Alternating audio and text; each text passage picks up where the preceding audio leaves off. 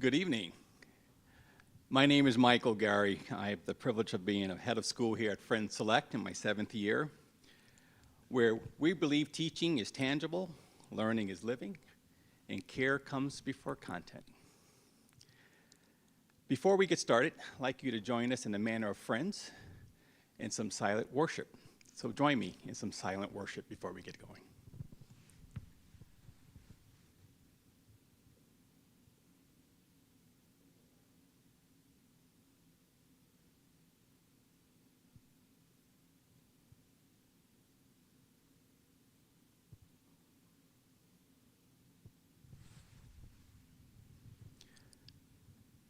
Thank you. I'd like to welcome you all to the second installment of our Transformation Talk series, examining what it means to be a school that is in the city and of the city. Tonight is an exciting opportunity to bring in voices of people who would help us illuminate how educational institutions can both teach and embody sustainable design, what roles our city's leaders should play in getting us there, and what individual community members can do to create a more sustainable Philadelphia. In doing so, it is a chance for us as a school community to think about the symbiotic relationship between Friend Select and the city that it has called home for hundreds of years.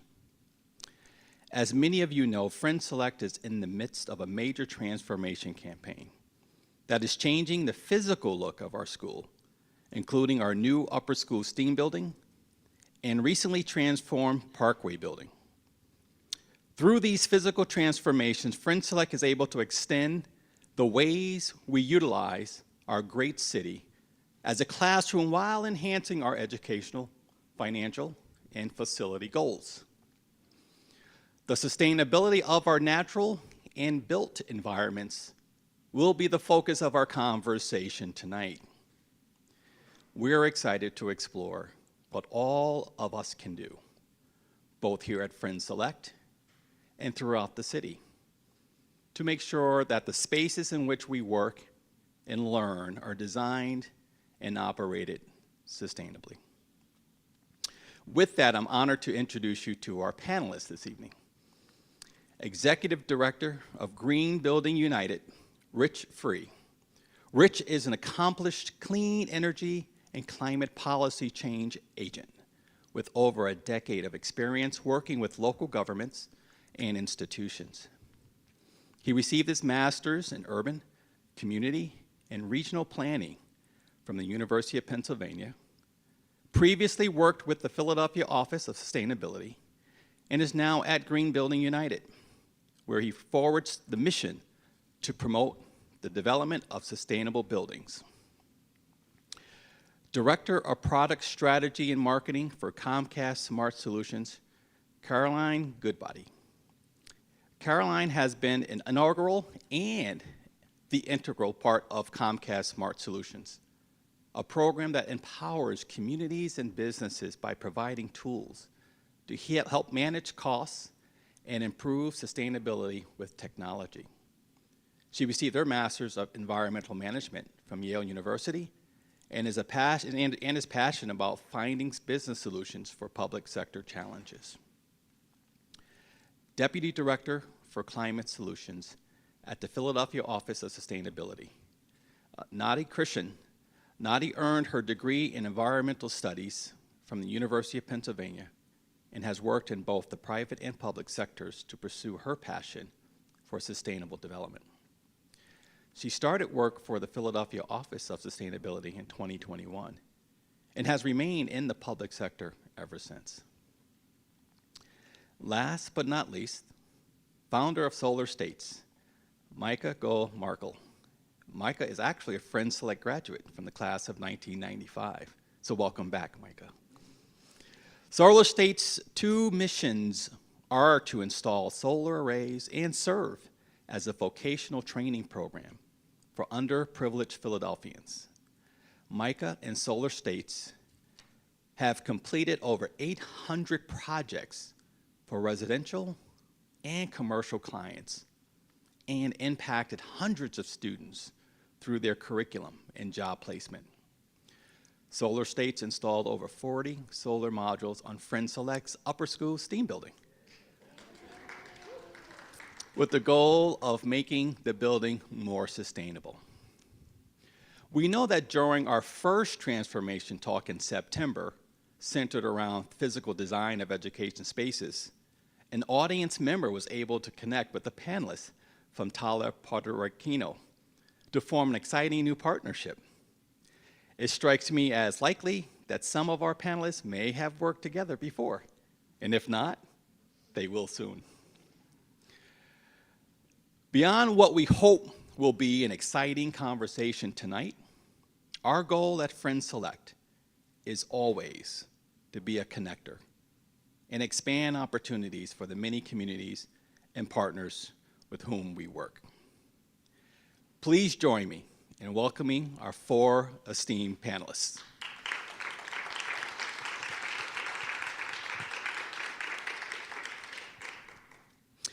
And with that, I'll hand it over to our co-moderators this evening, Margaret Smith, Friend Select's Director of City Curriculum, and our upper school student, May Kogan.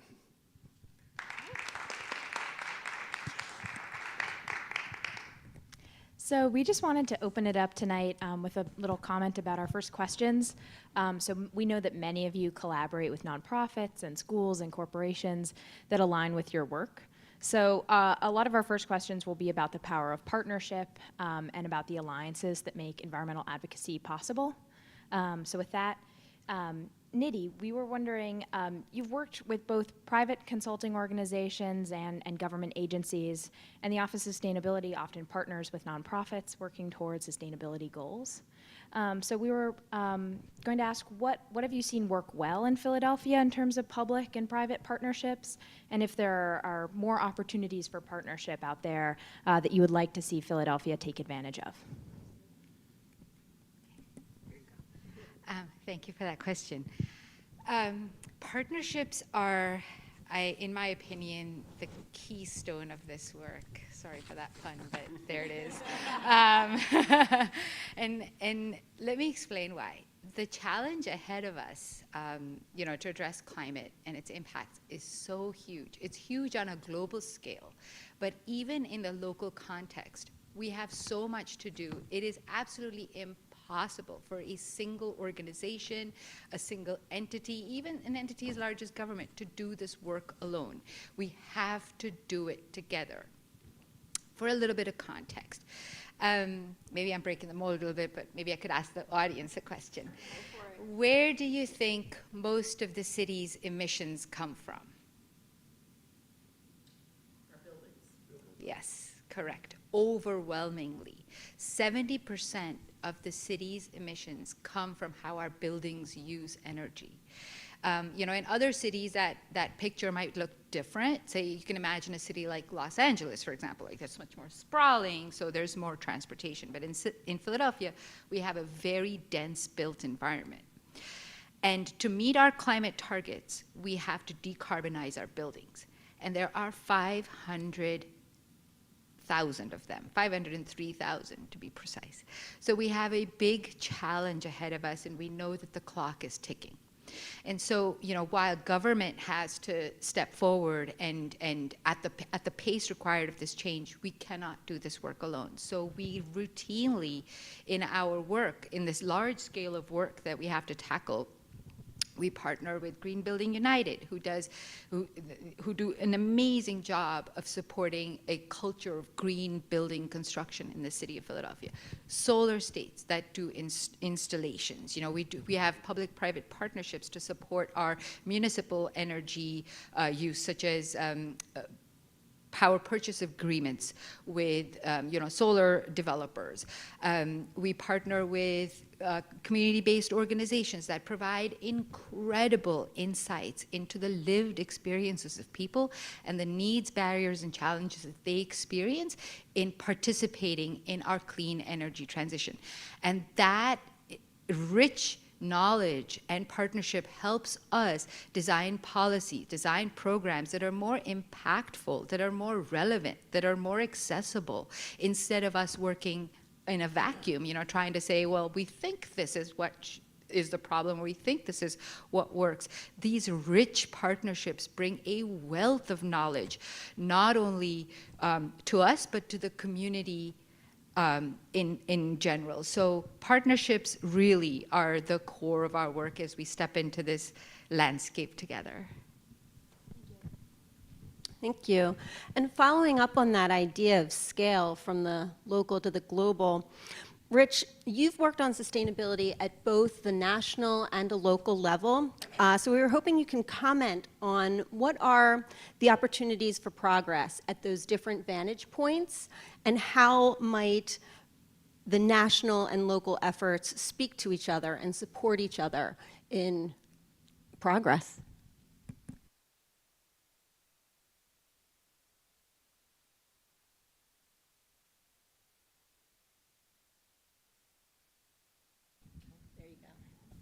Sound check, there we go.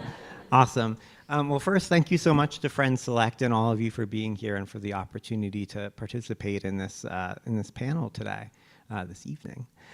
So yeah, great question. So I think one thing that I would say, just thinking back on the work that I've done and sort of the opportunities that I've participated in, is that we all have a lot to learn from each other. And I think Nidhi just did a great job of sort of outlining how that looks at the local level and the partnerships that are necessary. But I'm thinking of an example from a couple of years back. The city of Philadelphia for many years has had a program that requires large buildings to report and disclose their energy usage. I joined the city of Philadelphia back in 2013 to help manage this program. And when I joined, these programs were just starting up in cities around the country. And I looked around and I said, well, how do you run a program like this? Like, where do you get started? And I started talking to folks and they said, well, don't worry. New York, Seattle, a couple of these cities, they've already done this. You can talk to them and they can teach you how to do it, right? And so I started to build these partnerships with folks in other communities around the US and ultimately beyond, who were leading on different elements of sustainability and climate policy. Fast forward a couple of years, I started to work nationally for one of the organizations that brings those folks together, the Urban Sustainability Directors Network. And I had the opportunity then to go to those different communities who were leading in different areas and saying, wow, it's so great how you, and I'll use Philadelphia as an example and brag about some of the work Nidhi and her team does.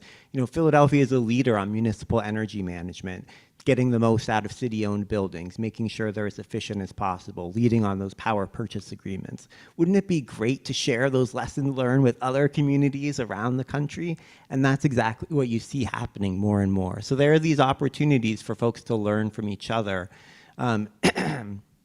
And through that, I think you're really starting to see more and more at the federal level. You asked about sort of nationally, folks are really recognizing that what happens locally, this is where action occurs, right? Like, there's federal policy and it's important, and we can talk tonight about the Inflation Reduction Act and all the things that the Biden administration is and maybe isn't doing on climate. But they know that the real action happens at the local level. So they're going to folks like Nidhi. They're talking to corporations like Comcast. They're looking at the job creation and training that Solar States is doing as examples. And they're trying to bring that into the legislation that you see getting passed in Congress. You see the executive orders and the administration that's happening in DC. That's all based on the work that's happening on the ground. So there's so much for, I think, folks at the national level to learn from what we're doing right here in Philadelphia. I got it to work. There. I just wanted to. Comcast. So I actually wanted to pick up a thread of both what you were talking about of partnerships and this legislation that's coming down, and sort of how we can't work in a vacuum. So one of the things that my group has been pushing is providing what we call smart building technology, but really sort of a Tableau version. So traditionally, if you are investing in a large energy management system, they cost hundreds of thousands of dollars. You need someone who knows what they're doing, an engineer to operate it. So the system that we're providing is sort of a much more simple one. So if you're just a property manager that's worked there for a couple of weeks, you can take advantage of that. All this set up to say is one of the challenges we have building owners coming to us saying, it's like, we have this legislation coming down the pike that we need very specific granular data and understanding to even be legally compliant. And so once we start giving them the data, so like the business side of me is like, okay, let's talk dollars and cents.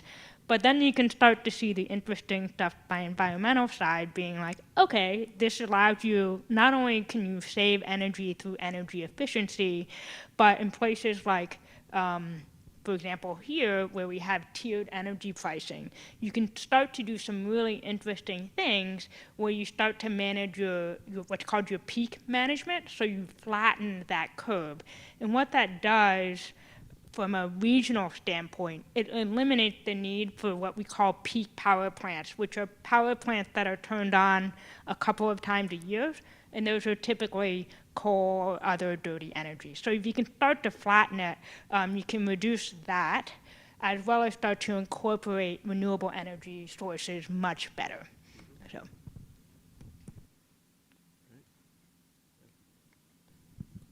All right, did I get lucky? Yes, okay.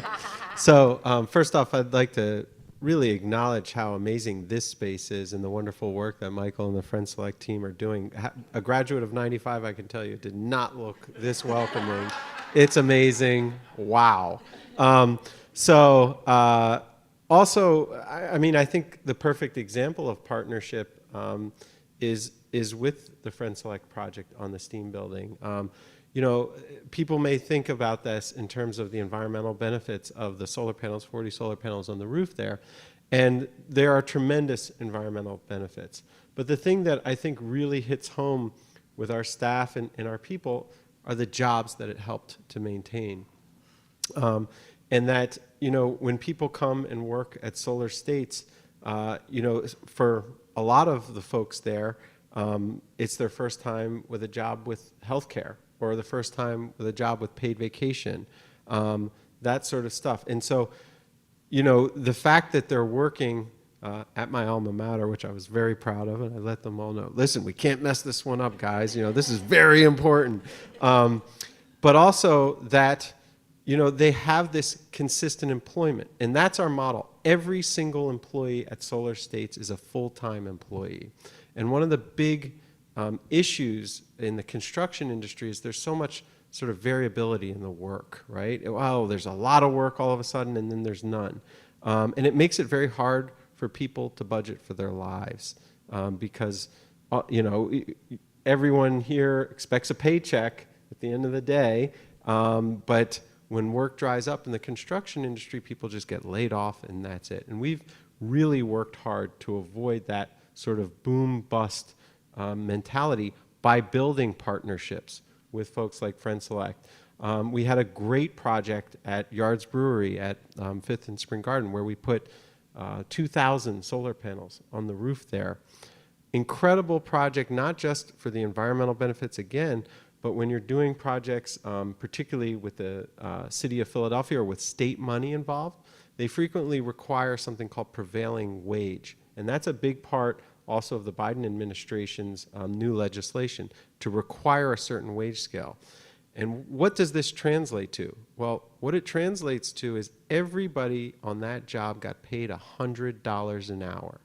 $100 an hour. That is more impactful almost than anything I can think of that I've ever done in my life. It's like, wow, when I saw that people's lives were changing overnight because instead of having to work paycheck to paycheck, instead of having to worry about how they were going to cover maybe daycare or fix their car, all of a sudden the entire attitude at our work changed. It was like, I can afford the car that I'm in. I can afford the daycare that I'm at. And culturally, it just set off a light bulb that we're going to chase as much prevailing wage work as possible out there because it literally transforms people's lives. So I think the conversation about environmentalism is not just, hey, what can we do for the planet, but also how are we including everyone in the change that's going to happen.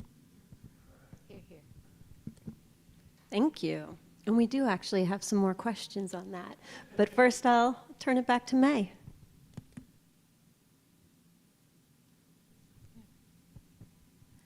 Thank you for that answer. And I was wondering if you've all talked about these great partnerships with city institutions and private sector. And I was wondering if you could talk a little bit about work you've done that engages the community, like the average Philadelphians. What part do they play in building a more sustainable Philadelphia? And I think we've been seeing a lot of that in recent years with the whole Home Repairs Act, like how can people transform their own small footprint, but a lot of you do work that does engage community members, and I was wondering if this is kind of an open question, if any of you want to talk about that. You want me to jump in? I can jump in. So this Office of Sustainability, we like to take a place-based approach to solving some of the problems that are related to environmental issues in the city of Philadelphia. So Philadelphia's two key climate stressors, flooding and heat. But they're not experienced by every community in the same way. So flooding occurs, there's a community in the southwest of the city called Eastwick. Eastwick perpetually floods. It's a low-lying community. It was historically, redlined, and it experiences riverine flooding, experiences flooding from tidal flooding, so, people there really struggle. And our approach to addressing Eastwick's flooding issues is connected with how the residents of Eastwick experience flooding. So this is not a top-down approach where government comes in and says, these are the solutions for you. This is how this impacts your lives. You live here. This is your community. So we need to co-create solutions. We need to understand how you see your future, how you see solutions that make sense for you. So we use a place-based model where we engage in partnerships with let's say, community-based organization or resident-led organization in that community to establish a relationship. And then we work together to define a community action plan, for example, right? So Eastwick residents are involved in the discussion about what makes the most sense for them on how we want to address flooding. Is it levies? Is it buyouts? Is it, other solutions? Heat is the same way. We've done a lot of engagement. Hunting Park in the north of the city is one of the hottest areas of the city for a multitude of reasons. There's a lot of concrete, there's not enough greening, so people in the Hunting Park community experience a lot of heat. And we've done, again, we go into the community, we engage with a CDC or a local organization, and we invite them to the table. We invite residents to the table and say, talk about your experiences with this issue. Talk about the solutions that you would like to see. We've done the same thing with energy burden focus groups. So going into communities and trying to understand how energy and access to energy impacts people's lives. So it's really part of the approach to say, let's not dictate the answers from the top, but let's co-create solutions that are informed by communities and their experiences.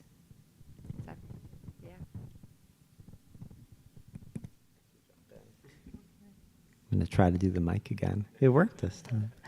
I would echo everything Nidhi said. And I want to go back maybe to something you mentioned about the Whole Home Repair Act. And if folks aren't familiar with this is a state, it's actually in the state budget last year. The Commonwealth of Pennsylvania passed a really great piece of legislation championed by State Senator Nikhil Saval, who is from Philadelphia, to basically invest in home repair throughout the Commonwealth, which is a really fantastic investment. There was just an article in the Inquirer this morning, folks may have caught, that referenced this program, and it talked about sort of the overall scale of need in Philadelphia. And if folks didn't see it, the number that they quoted, this was from the Philadelphia Federal Reserve, was $3.7 billion in home repair needs. I think that was the number in the city of Philadelphia. And so when we're talking about sort of the scale of what's needed across the city, we're talking about, priority environmental justice communities like those that Nidhi named, and really across the city, you're talking about folks who have challenges with their home, not having doors, windows, roofs that are, efficient, that are comfortable, that are safe. You have folks who, use their ovens to heat their homes because they can't afford their energy bills, right? These are, incredible challenges that folks in our community are facing every day. And the scale of what's needed, the whole home repair funding is fantastic. It's about 1% of what's needed, just based on that analysis this morning. So there's really so much to do. And I think that there is, for individual Philadelphians, really looking at, what is my individual piece of that bigger puzzle, right? And so maybe that's something like advocating for, local, federal, state funding for home repair. Maybe it's, looking at, what are my opportunities to work with some of these local groups to, support community-based solutions. But ultimately, I think that there is a real role for, major institutions, major state and federal funding, because the scale of this is so much greater than any one of us. So we each have a role to play, and these systems are so important in making sure that we can get there. Darn. I got it. I had to hold it down. So our community impact team, I'm sure, would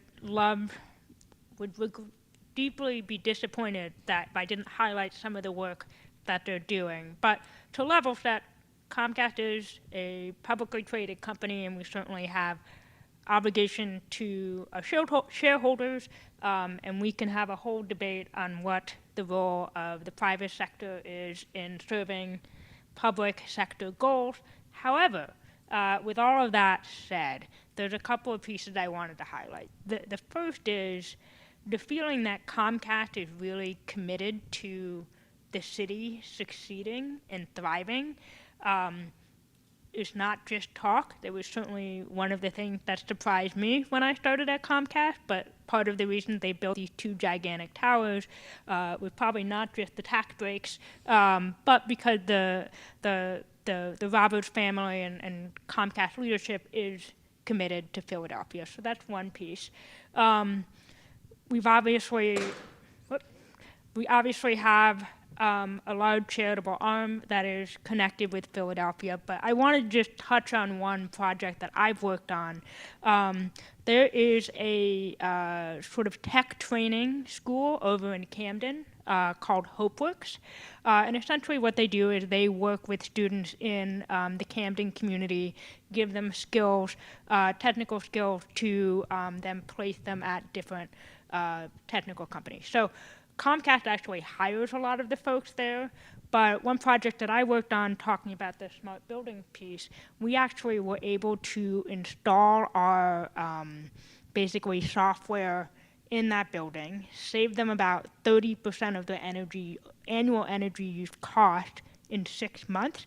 But more interestingly, I think for this group, is we worked with them to develop a curriculum around smart buildings and are using their building as a test lab to start to train the students so they become familiar, at least, with sort of the language of smart buildings and energy efficiency and leak detection and those sorts of things.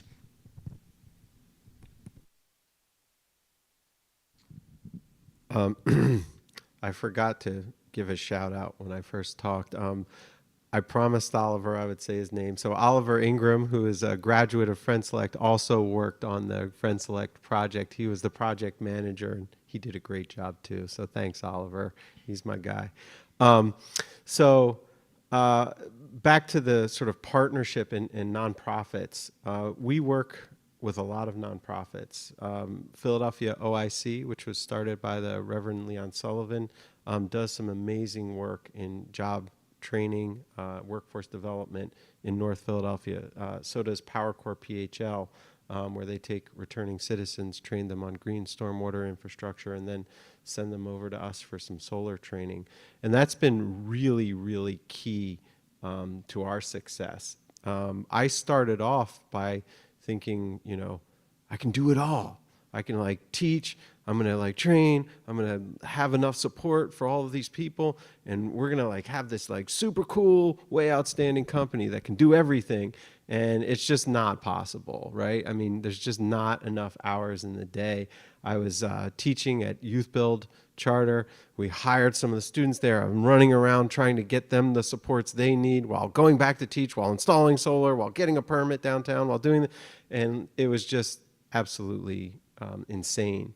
And I really learned and found out the value that nonprofits are bringing through their deep partnerships in the community, that they have the resources to support folks who maybe have a struggle just getting to work. Hey, they need a trans pass just to get to work for the first, you know, couple months until they can get some savings up. Okay, well, OIC can provide that, and PowerCore can provide that.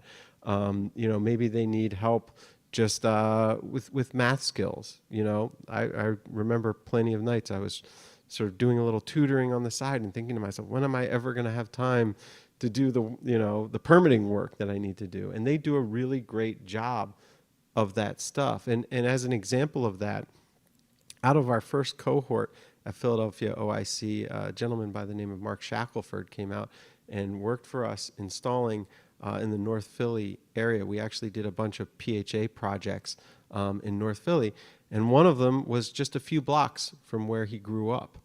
And I was able to be there actually on a weekend. We were hanging out, and he invited his dad and family over to see his work in the community that he grew up in. And that wouldn't have been possible without the partnership with OIC and without PowerCore, is that we now actually do have people from the neighborhood installing solar in the neighborhood. And I have to give another shout out to the Philadelphia Energy Authority and the Built to Last program.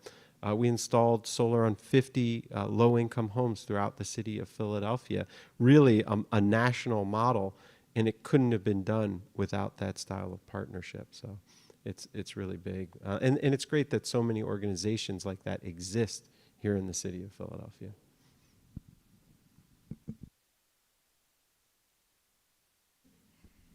Thank you.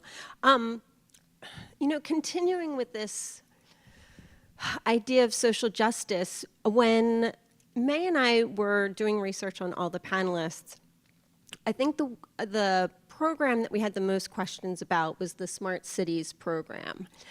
So I'm wondering, Caroline, if you can, just make sure we all understand what a smart city is. But it does seem, you know, we've talked about local and national and global.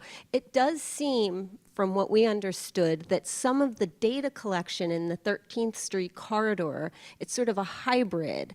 You're capturing this incredibly specific local data, but at the sort of anonymous, passive level that requires no individual activation, or knowing activation at least. And so we were just wondering, what sort of concerns about social justice might that raise, that anonymous data collection, but likewise, what opportunities to make sustainability more equitable in Philadelphia might that also present? How much time do we have? That was, okay, so let's start with the concept of smart cities, and then I might have to have you repeat back some of the questions. So smart cities, similar to a smart home, maybe you have a Nest thermostat or some smart lights. Essentially, it's the same, taking the idea of using sensors that collect data to provide actionable insights. But instead of doing it at a home level, you're doing it at a community level. Now, if you ask 5 people what their definition of smart cities is, you're probably going to get 5 different answers. So for us, we've sort of expanded beyond cities to include community, but campuses and mixed-use development. But it's really providing insights that empower their community to be more efficient and operate at their best. So let's just stop there. So that's one piece. Take a breath. All right. It's interesting the pieces you pull up around that pilot. So for those of you who don't know, we have some, I think it's 14 smart streetlights on 13th Street. We're actually set to expand tomorrow. So if you want to go see some cool lights getting installed, head down to 13th Street around 9 o'clock tomorrow. But essentially what these light fixtures do is a couple of things. The first is obviously the change from a regular light bulb to an LED light bulb, you're getting 50%. Duh. I think everyone here knows that. But what these have are what's called controllable lights. So that means essentially you have a network of lights and it's from one sort of, it can be managed from a centralized location. So not only do you not have to like tweet at the city and say, hey, Micah, your street lights are down, like please fix it, is the city should already be able to understand when the lights are out or when they might be sort of turning south to replace them sooner. So you're already saving there on labor cost as well as sort of, I don't remember what the city version of customer service is, but 311 cost, there we go. And that can, the numbers vary, but generally you can save an additional 15 to 30% in overall cost from that. So that's the first piece. The second piece of what these lights can do is it can create what's called a mesh network. So essentially the lights talk to each other, and it can create a separate network that is different than, say, a public Wi-Fi. It can also be used for public Wi-Fi, but in this case, if the city wanted to what we call hang additional tools on it, whether that's smart waste or understand and being able to track certain high-valued city assets, you could potentially do that. And then the last thing we're using those lights for, and I'll get to your privacy concerns in a second, is understanding how the space is being used. So that comes into play in urban planning. So understanding not just the count of vehicles, but the types of vehicles and the change over time. You can understand things like foot traffic, which can be helpful for businesses to understand how to staff. And then you can start to use it also for near misses and understandings of sort of dangerous areas. So again, deep breath, one thing. So the way the city, these lights collect that sort of pedestrian and vehicle data. It's all done, we call it an optical sensor, which you are smart folks in the room, we can just call it a camera. But the data is actually processed at the far edge. So what that means is it instantly says, if I walked across here, it just programs a person walk. So it's just a binary one digit versus, oh, that's Caroline, we're going to track her throughout the city. Technology is available to do that, but that is not what we're doing here. And a lot of that ties to some of that social justice I'll come to in a second. All of that information is actually stored on a private server that the city controls. If I were to do it again, we would do cloud, but that's another story. Going back to your partnership piece, I just want to highlight quickly, we actually did this in partnership with a nonprofit called US Ignite. And it just, for me, highlights the importance of having all three pieces at the table, one for the point of view, but also, I think, sort of fosters a relationship of trust, one. We all know the reputation of Comcast. I'm sure you get a lovely bill from us every month. But then two, sort of acts as sort of this natural translator between the groups. The last piece around the social justice stuff. So there's a couple of sort of foundational things that I think cities need to do before sort of embarking on any smart city solution. One is having a very strong data policy. So that's what data collected, how long do you keep it, who has access to it. And then the other is a privacy policy. Understanding sort of what are going to be the guardrails around what data you're going to even collect. So a city like Philadelphia might be more concerned with stopping, say, illegal dumping, but then a community, I'm going to make it up, in Jupiter, so I don't out anyone, might be much more concerned with privacy, and they're like, no, we really just want to keep it at the edge. And so when we were actually setting this up, this was right at the height of the Black Lives Matter protest, and it was a big concern. And so I think, if you have those policies in place, but also have them flexible enough and able to incorporate actual need, to your point, not from top down, but actually incorporate the real needs and concerns of the community, you'll be much more likely to succeed in this deployment. Did I get it all? Okay. You did, impressively, thank you.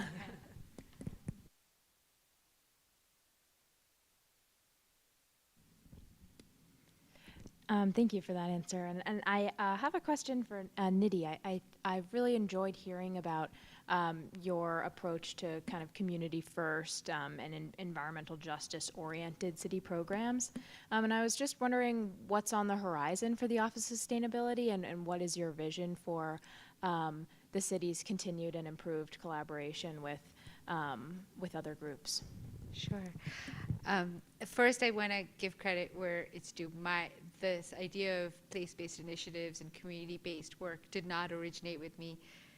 My predecessor, Rich, had a lot to do with that, so I'm following in some giant footsteps. And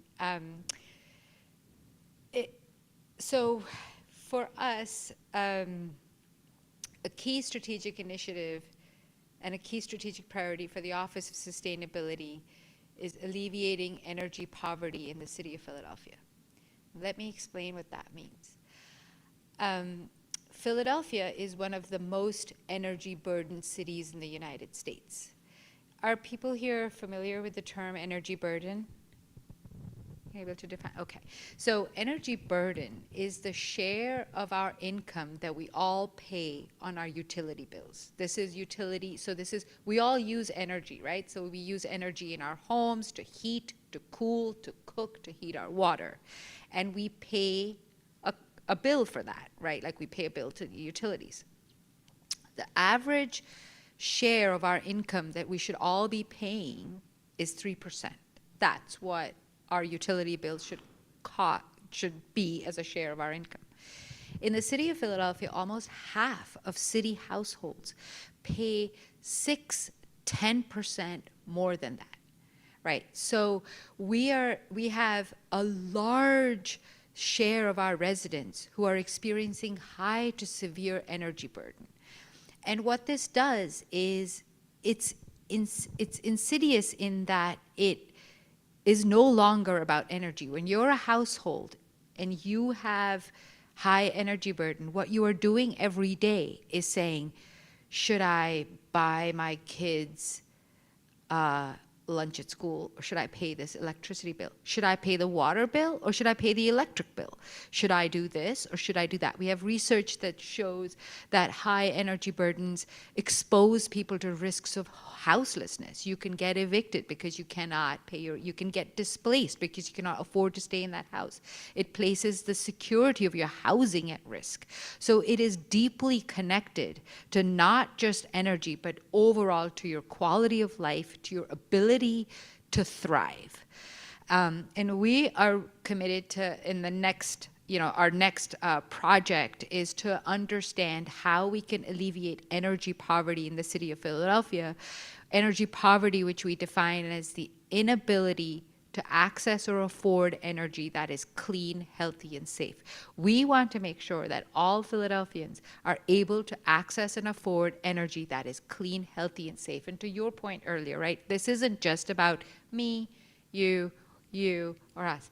everybody has to be able to participate in this work, to be able to access these benefits. So that is going to be a key part of our work. And one of the key partners that, organizations, speaking of partnerships and communities, are going to play a key role in this work is in the city of Philadelphia, we have this really unique network of trusted grassroots organizations called neighborhood energy centers. I have never seen them. I talk to a lot of cities and they're like, you have what?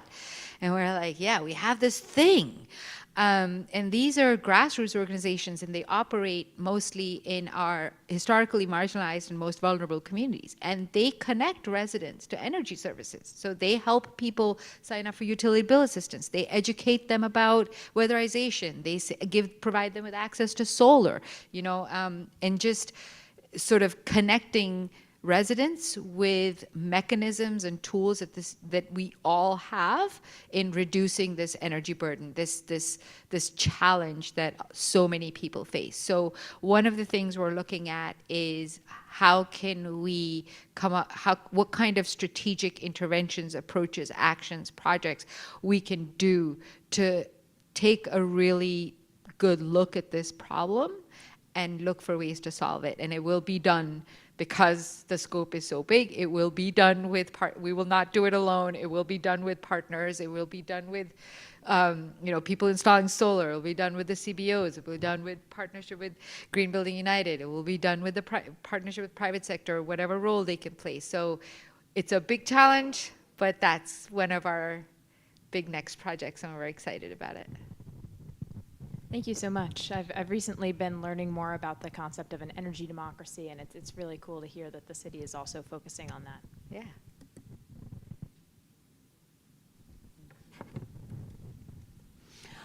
In terms of everyone having to take a part in such a big project, Rich, we were hoping you could maybe start us with this question, but anyone can jump in. How do we motivate city, corporate leaders, individuals to pursue common sustainability goals when they may not perceived to be in to their immediate benefit, their most pressing need, or even in their financial interest? Sure. Yeah. Happy to kick off trying to tackle that question. It's funny. I was at I don't know if you all go to these mayoral forums we have now. Like every day there's a different one. We've got all these folks running for mayor of Philadelphia. So I was at one of these this morning, and one of the candidates, I'm not here to endorse any candidates. I won't name names, but one of the candidates was talking about sustainability at their chain of grocery stores.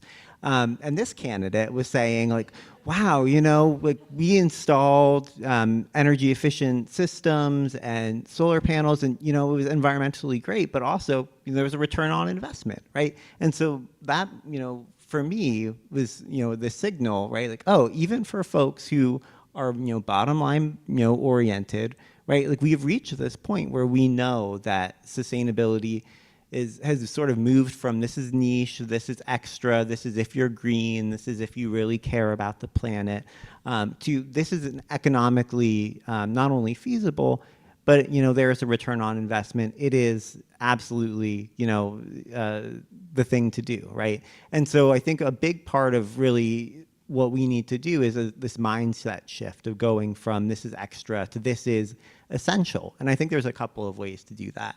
I think there's obviously that financial argument, and I think there's a couple of ways to make that. One of them, we've talked a couple times already tonight about return on investment from energy efficient lighting, from reducing your energy bills. Those things are really clear.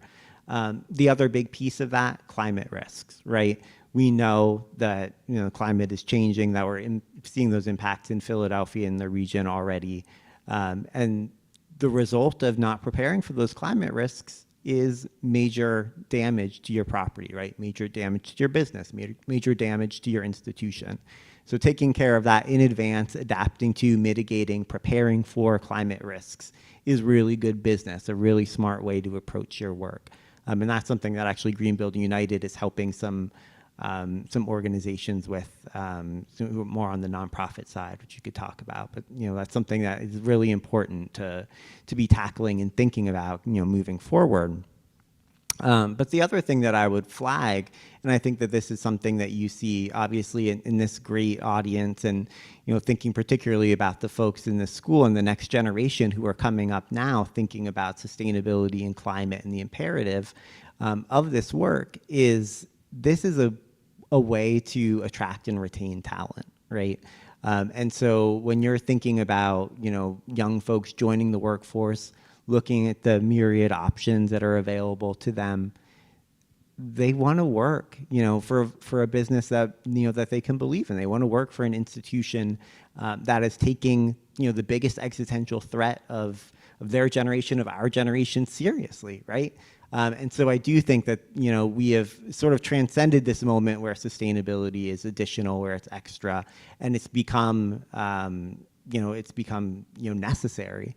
So I do think that that is something that more and more you see folks who maybe you wouldn't consider a traditional, green or environmental advocate to be including in what they're thinking about. But I would love to hear from others on the panelists who maybe would be tackling that from a different perspective. I'll go cautiously. It's interesting what you say about it's starting to make more financial sense, and that's definitely true. I do think, however, there still needs to be a lot of external pressure from the public to sort of hold companies and their shareholders accountable and saying this needs to happen.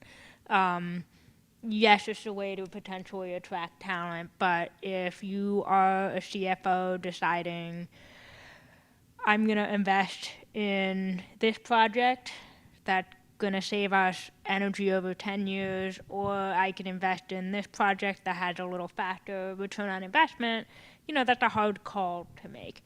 The second piece I'll say is, when I was in grad school, we talked a lot about sustainability ninjas. So, of course, it is great to have sustainability organizations within a company, to have a sustainability office. But I think it also really needs to start getting ingrained in the core business. So if you have folks that care about this stuff, say me, that get to make the case for why we need to start electrifying our fleet. They should have listened to me 3 years ago, right? Or things like that. Then you can, I think, start to move the needle, and you start to balance sort of the values that are held within sort of the core of the organization. I think the structure of businesses is also very, very important. We are a certified B Corp, and that means that we have a triple bottom line, and this is written into our corporate documents. So, and for those of you who might not be familiar, that means our triple bottom line is people, planet, and profit. And I always feel like I have to say this when I say that we are a profitable business. Profitability is sustainability. It doesn't mean you have to sacrifice profitability. It means you have to take the planet and the treatment of your people equally as seriously. And when you do that, you come to the solutions like, hey, we should go with electric vehicles a lot faster. You come to solutions like, we need to provide health care for all of our workers. We need to make sure they have 401ks. We need to make sure there's fair vacation plans and paid vacation. And we need to listen to our employees because they are the people of the people, planet, profit piece. And so I think if we look at that, and one of the things when I go into a classroom and I start teaching about solar, and everybody always wants to know about business a little bit, and I say, what's the only responsibility of a corporation in the United States? There's only one answer, and it's profit. That's it. You have to answer to the shareholders. That's basically it. And I think that if we can take that and change that rubric to say, yes, profit is part of the change equation, but we need to have other things that matter equally as much, then I think we're going to get a much faster move towards sustainability. And I think I could add, I was thinking about this while you were talking, I think there have to be different responsibilities for different people. So, going back to my example earlier, right, of, when I was talking about so many Philadelphians struggle to pay their utility bills, right? They are, trying to, bless you, trying to keep their heads above water. I think sometimes the ability to think about a sustainable world, to focus on issues like climate, is a privilege, a luxury. Like, it means you're okay. Everything else is taken care of. And I think it is not fair to put the burden on those still struggling to meet their basic needs, to say you have to make extra steps to address climate. I think it is important for those of us who have to take those steps and, and sort of maybe lift a little bit of an extra burden, while we help those who cannot at this point participate and help them come along. But the burden isn't equal. Some of us have more of a responsibility to be more mindful, take more action than others. It would be nice if we all could, but sometimes that's not a reality. I feel a responsibility to add on to that, because that's an excellent point.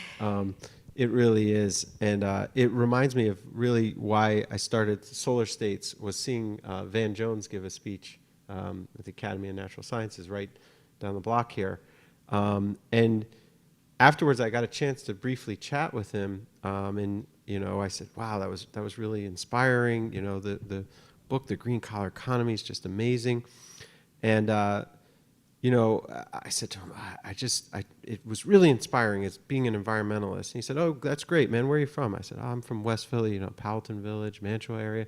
He sort of knew the area. He goes, "Oh yeah, that's a tough area, isn't it?" I said, "Well, it's not that bad. It's cool."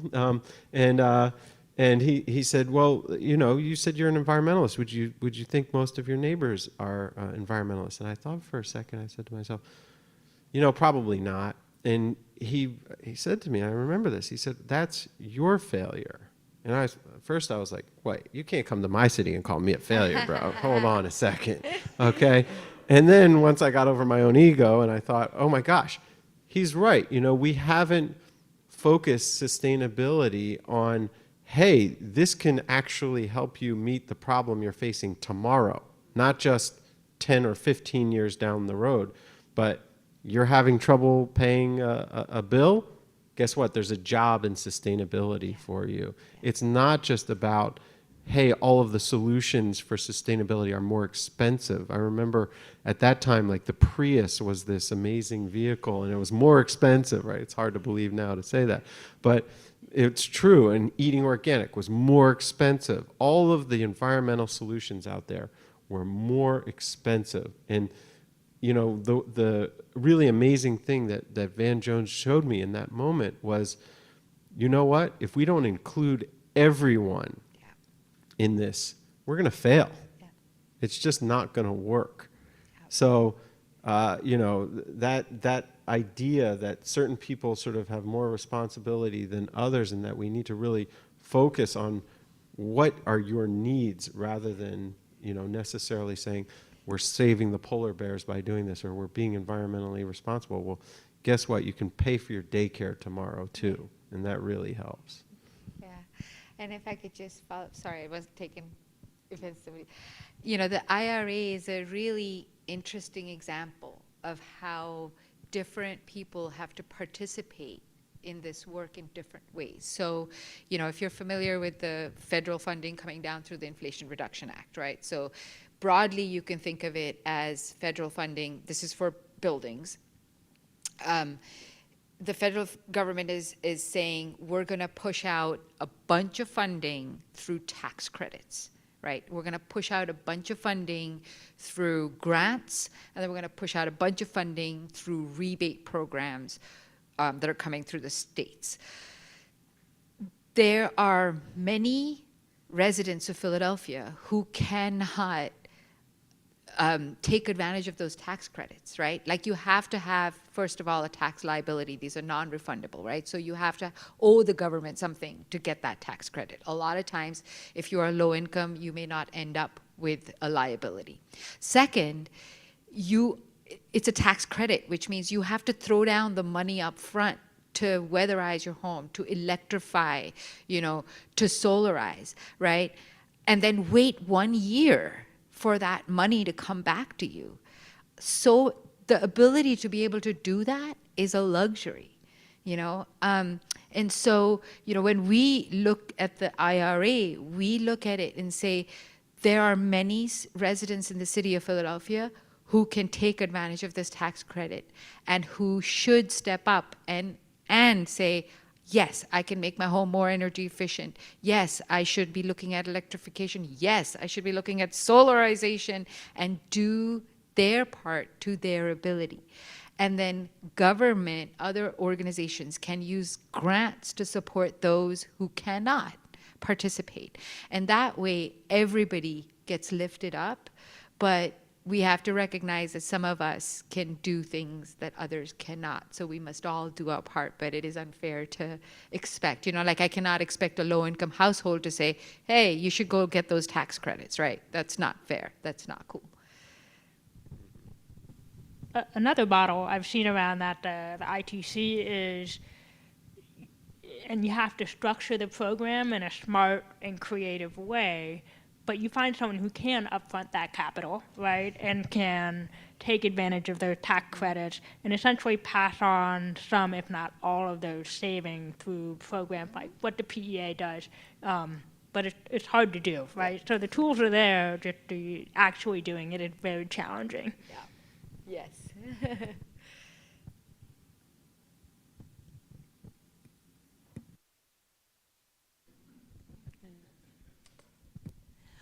I love that sort of multi-tiered call to action that you brought us to.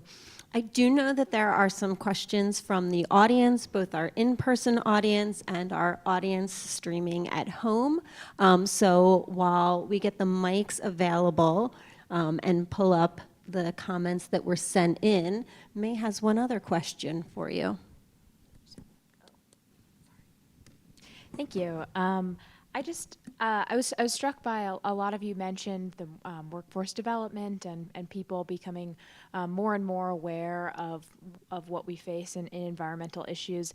And as a young person myself who's been thinking a lot about what my life will be like and what I should pursue in education and in a career.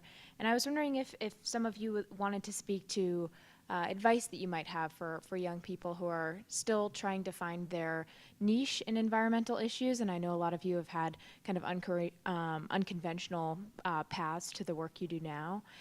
And so I just wanted to open that up as a question. Sure, I'd like to take a hack at that. Unconventional is a nice way of putting how I came to this industry. Right out of high school, I like to tell people I'm the first person in my family to not go to college. I was not a great student, unfortunately. Don't hold it against me, teachers here. I had to learn later in life that this was my passion. And I, too, watched the mayoral debates and saw, particularly the one on HYY, a lot of talk about CTE and career technical education in our high schools. And career technical education is something I wholeheartedly support. I think that having training in the high schools so that students can come out and potentially work is a big part of finding solutions, not just to poverty in our city, but also to the violence that's happening in our streets. However, it takes more than just a great CTE program. I've been involved at Frankfurt High School in a solar CTE program. And when I saw all of the candidates talking about, oh, well, we've got to create a CTE program for this and for that, I thought to myself, none of them have been really involved with one, because high school students, when they come out, there's maybe 1 in 10 that I've met that's really ready to wake up at 6:30 a.m. every day and go to work. It's a tough thing. And I'm saying that about myself. Like, I was not ready for that at 18, 19 years old. And so we need to think more broadly about the supports, not only to have CTE programs in our high schools, but how are we going to support the students who are going to wander a little bit after high school and then find their way maybe back to the fact that, oh yeah, that's right, I did solar in high school, I did like that, and now that I've worked in a few jobs that I didn't really like, I want to go back and really give that the try that it deserves. And that's a more complicated formula than just simply saying, hey, CTE is going to solve all of our problems. And so I just think we need to have people who are really involved at the teaching level. Listen to the teachers, listen to the CTE program folks. I'm sure they'll tell you similar stories, that we just need a comprehensive package rather than saying there's a magic bullet solution. There just isn't, unfortunately.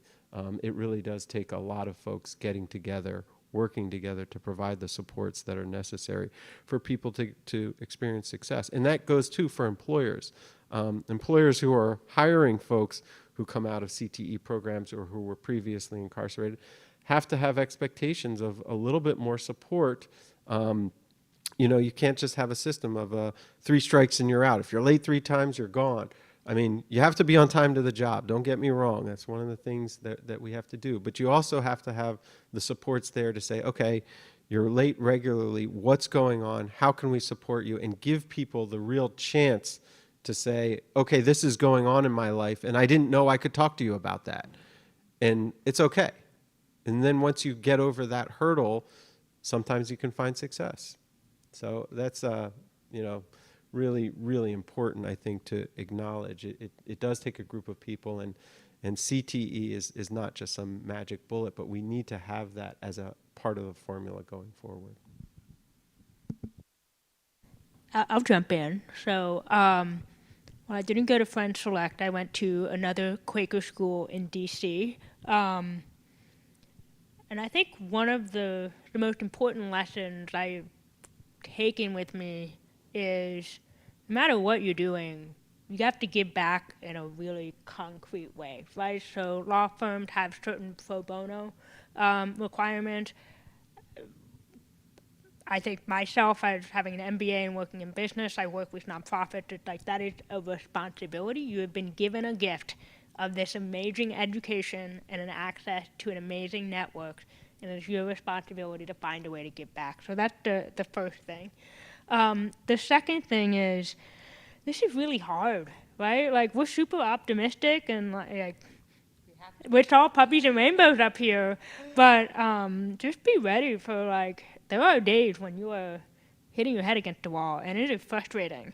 And so finding ways to build that muscle, which I know sounds sort of soft, but like finding ways to fail and fail hard and know how when people say, no, that's a dumb idea, is to keep going. And then the last piece I would say is I like the term phlegmatic optimist. So it's great. We can talk about, like, yeah, we need to have a national climate policy that's going to solve this by tomorrow. And yes, we do. But we also need to think about what can we do today to start making those incremental benefits, and where can you really understanding who your audience is and knowing who's going to be able to do what. So, for example, you were talking about not having the burden on people who really have other things to worry about. We're not going to make them, like, they're not going to be thinking about sort of a lot of these sustainability initiatives that we have the luxury to do. So that was a great point. Go ahead. You want to go ahead? Okay. I love this question. I think this is such an important thing for folks to think about. Like, what are the climate careers, right? What is out there? And there's I've heard this from, I think, a couple of places, but there's some really smart thinking around this concept of every job can be a climate job, right? And I think that this is a really powerful thing for me to understand. And I think you see it here on the stage, right? And the different ways that you approach these questions of what is sustainability, what is climate work. You know, is it about workforce development? Is it about policy? Is it about public-private partnerships? Is it about community-based work and nonprofits? Is it about education and facilitation? Yes, it's about all of those, right? And it's about everything that you all are doing. You all have the opportunity to have your jobs be climate jobs if that's what you care about, right? And I think absolutely for the next generation, folks who, again, are, you know, we see every day, you know, not even future, current leaders on climate action, you know, our current young generation, you know, whatever the strengths are that those folks are bringing to their careers, and, you know, everyone brings different strengths to their careers, understanding how, you know, if this is what they want to do, to leverage those strengths to advance climate action, you know, whether that's through education, whether that's through going into the trades and being part of, you know, the folks on the ground building the infrastructure of the future, whether that's going into government or into policy, whether that's just, you know, on your day-to-day being an advocate for climate action when you go, you talk to your friends about, like, what do you care about? What do you spend your time doing when you're not in the office, right? Well, I volunteer to whatever organization to push legislators to pass that federal action that's so needed, right? Whatever the thing is that you can do, that you're passionate about, that brings you joy, that can be your climate work. And I think understanding that and really having that be a core part of what drives you is what's going to drive us to be, you know, those pragmatic optimists who can ultimately make the change and get us to sort of the future that we want to see. So I think that's something that I try to hold with me. I love that, Rich. I wanted to follow up on something you said, Carolyn. This is, you know, I think about what we have to do is we have to, so when it comes to climate, right, like what we have to do is transform our energy system, right? And if you think about it, this is an energy system based on fossil fuels that was, you know, started its journey in the Industrial Revolution, late 1800s, right? 1860s, whatever, when we collectively figured out we can burn this and get a lot of energy and transform our society. And it is deeply entrenched. It is a deep, what was that? Literally. yeah, literally deeply entrenched. And we have to transform it. We have to change it. And that does not, as much as we would all like to see it happen overnight, it does not, it cannot. It's a big ship, and big ships turn slowly. And so, you know, the most important thing to think about in this work is you have to be resilient. You cannot give up. This ship is going to turn a little bit, and then it's going to take a little bit back. It's going to go a little bit, and it's going to go a little bit back. But you have to every day show up and keep pushing that wheel. Keep turning that wheel. Keep driving. You know, it's okay to take a break and go outside and like scream in frustration and then come back and say, okay, right, back at it, right? I have a pillow. Yeah, a pillow, you know, whatever you need to do. But, and operate under the faith. I do this every day. This ship is going to turn. It is absolutely going to turn. We just have to be patient, and we have to keep pushing it. And if you're interested in a career in climate, the world is your oyster. Because, you know, going back to how we started this conversation, right? This ship, it does not turn with one hand on the wheel, with one policy hand on the wheel, or, you know, private sector on the wheel. It is all of us together. There is so much work to be done and so many different ways to do it. You know, going back to what Rich was saying, right? Like, there's so many different things that you could do that will turn that ship. And it is okay to explore, you know, start your career, try private sector, try nonprofit, try, you know, something else, try something else. And you will figure out which one of those hands is best fit for you, and then just don't give up. Just keep pushing and turning that wheel. I think that idea that everybody has a role in turning the ship, pushing the wheel, really resonates here at Friends Select, where one of the Quaker testimonies is that we all have a responsibility for stewardship. And we may all live out that responsibility in different ways, but it is something that we collectively share. And I think we are ready for questions from the audience now. So Sam has a microphone for anyone in our in-person, and also has questions from our streaming audience. Feel free to just raise your hand and Sam will come to you.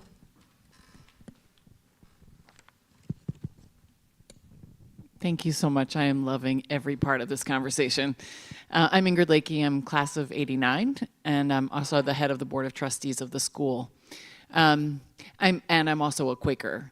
And one of the things that I've been sitting here thinking about, I've been thinking about that Martin Luther King quote where he talks about materialism, and which is more complex than that. But part of what I'm thinking about, I'm so aware of this enormous ship that needs to turn. And the ways that we have to electrify our cities, we have to do all of these things.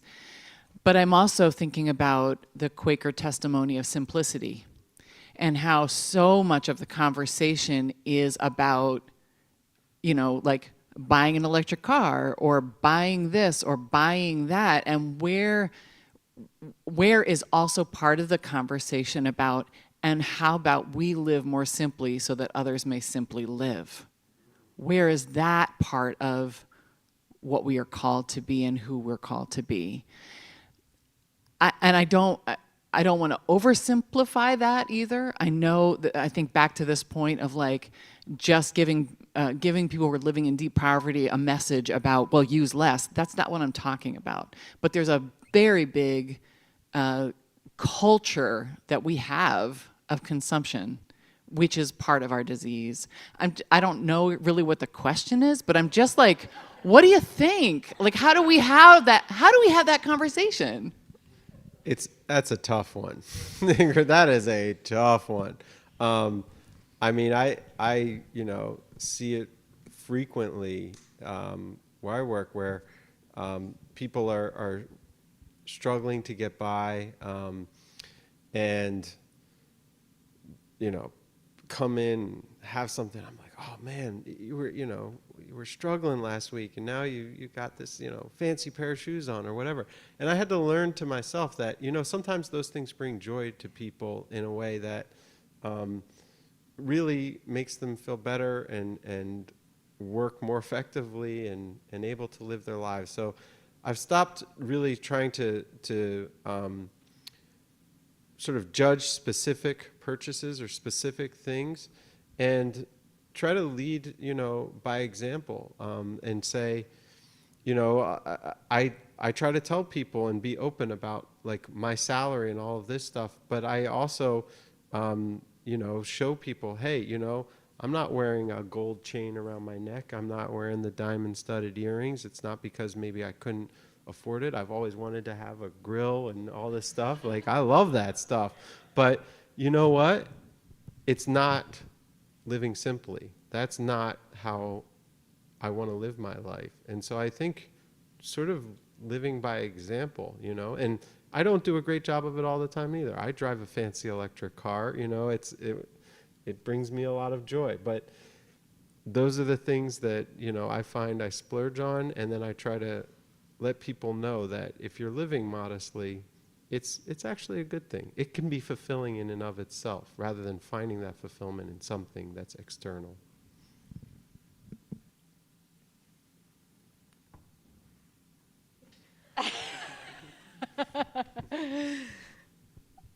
Yeah, it's. Clearly I'm struggling. It's a big challenge because it's about resource use. By overconsumption, we are using resources. I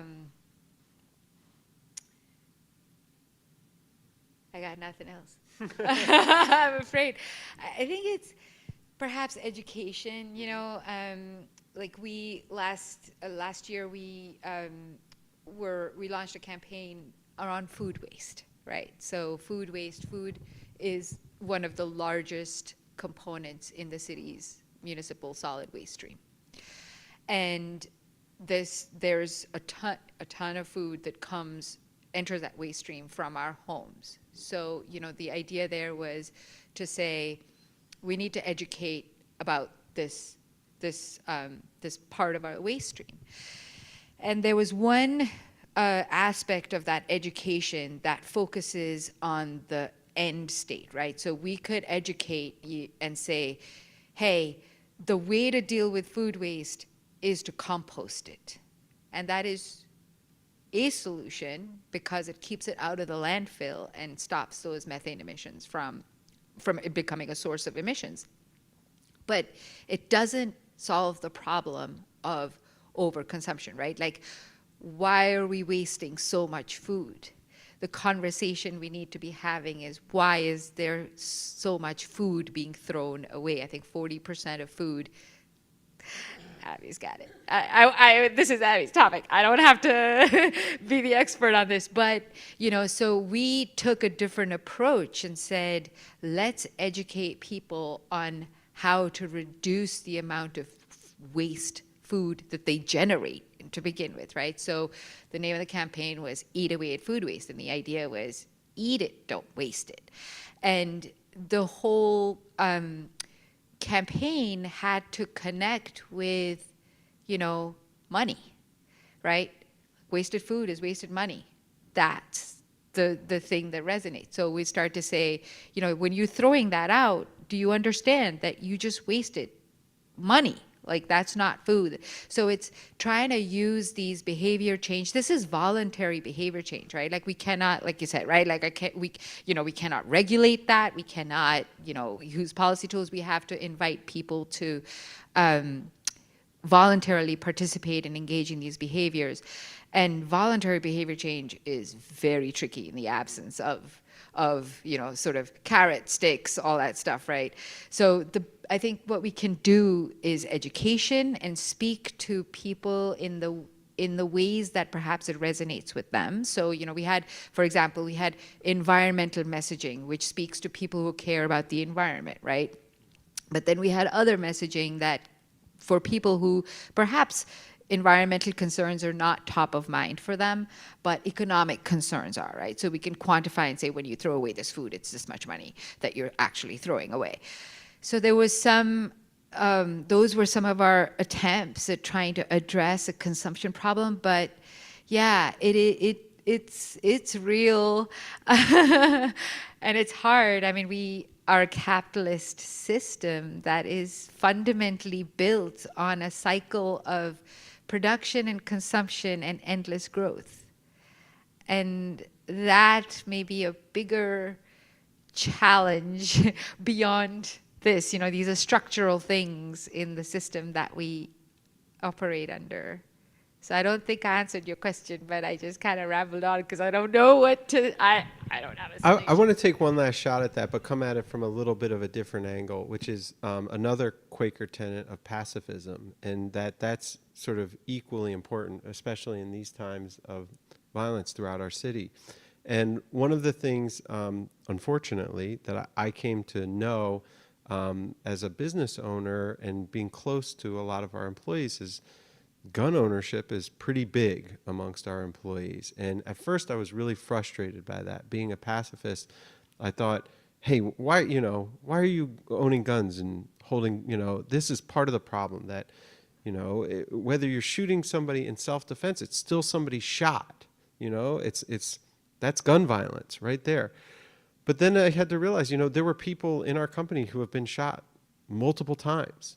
And it's difficult to tell that person, hey, don't protect yourself. And so what I came to is, listen, this is my belief. I believe in pacifism. I believe that we will be safer as a society. And it's not just me. I listened, I tried to get inspiration, and I listened to a speech. I've been to the mountaintop by Martin Luther King. And in it, Dr. King says, it's not a choice between violence and nonviolence.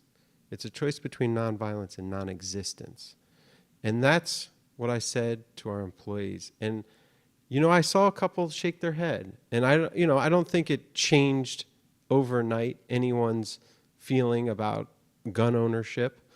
But that's the message that I'm going to keep hitting on is, listen, it might not feel right for you at this moment. It didn't feel right for me 10 years ago. I can tell you, I felt threatened in what I was doing. But guess what? At some point, if you hear the message enough, and I think the same is true about consumption and living simply, that if you just hear the message, that's enough, hopefully, over time, for people to come to it in their own way.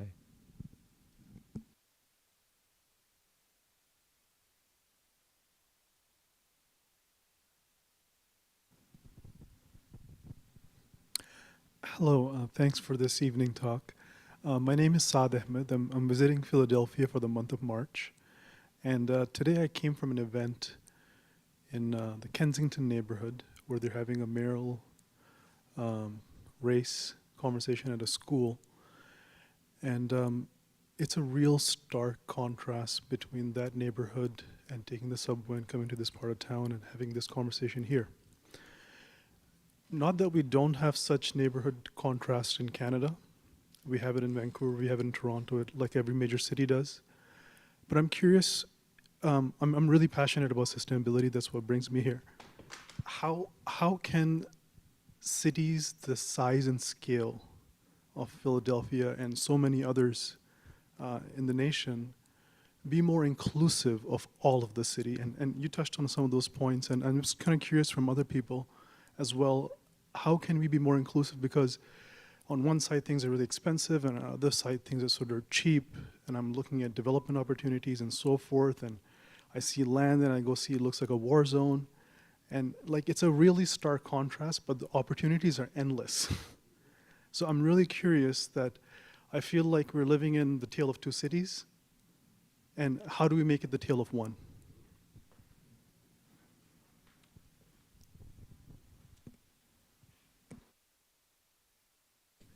So I don't have an answer to fix capitalism or moving the silver bullet to move to a more equitable city. Although, of course, at least in my heart, it is something we all value.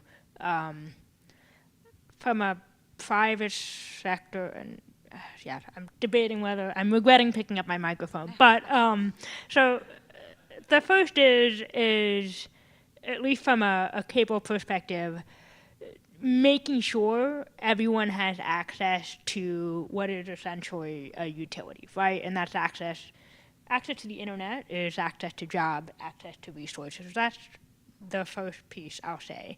The second piece, going back to what I was talking about with privacy policies and data policies. Now, Philadelphia actually has a very good and thorough policies around both. But I think what's also been interesting that they've done is they really made an effort to make that committee diverse and inclusive, and that's not just along race lines, but also on social economical lines. So it took more time to find people to serve on those committees, but I think it really does. That's sort of one of the first steps you can do, is making sure those foundational policies are a voice of everyone in real ways. Yeah, I really appreciate that point. And I think it is in whatever work you're doing, and I think, Nidhi talked about this as well, sort of starting from, what is the need of the folks on the ground, right? And you're talking about some of that energy equity, energy burden work, really centering climate and sustainability work, and who is most impacted by climate change right now, who will be most impacted going forward. We know that that's folks who are least resourced, who are living in communities that are, like Kensington, ravaged by, violence and by the drug epidemic in our city. So I think it's such an important point, and I think it does start from that perspective of what do folks need, and how can we, folks who maybe are more resourced or who have you work for organizations who are trying to support these folks to say, how can we have this conversation starting from the place of where you are, not what we think we ought to bring to you, right? And so I think that is so crucial. The other thing, just to sort of piggyback on the last question and to bring these two together, I think the other thing that I would just say, and a couple of folks brought up capitalism, just pay more taxes. And so I think, sincerely, as we talk about the disparities, across our neighborhoods and the disparities between, different facilities, sort of thinking about how do we, resource, particularly the Philadelphia School District, which continues to struggle to, provide basic services to tens, hundreds of thousands of Philadelphia school children. It's a huge issue, and to me, the answer is to resource those schools appropriately. So that's sort of what I would say, and I think that gets it. The other thing to the last point, there is some research recently about carbon emissions by different sectors or different sections of income levels, right? And the folks who are at the top 15%, 10%, 5%, 1%, you saw what is it when does this? What is the mathematical term for that? Yeah, it's parabolic, right? Like the folks at the top were emitting such a high percentage of those emissions, right? So you really do see, like when we talk about this idea of overconsumption, it's primarily the folks with the most money who are doing that. So I think that's a really important point for us to remember and talk about in the context of public policy. Tony, our Director of Equity and Inclusion here at Friends Select, often makes the points that important conversations rarely end on a period. They end with a comma. And so I'm sure there are more questions, but we are going to have to end on an activated comma. Thank you so much to all of our panelists.